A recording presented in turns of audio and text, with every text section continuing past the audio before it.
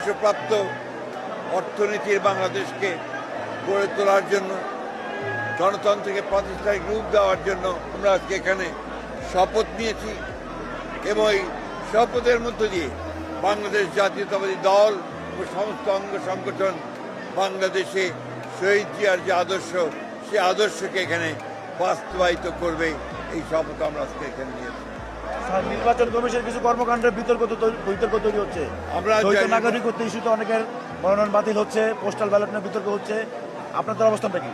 এটা বরাবরই আপনার নির্বাচন কমিশনের যখন বাছাই হয় তখন কিছু সমস্যা থাকে, এটা নতুন কোনো ব্যাপার না। আমরা এখন পর্যন্ত নির্বাচন কমিশনকে দেখেছি যে মোটামুটিভাবে তারা যোগ্যতার সঙ্গেই কাজ করছে।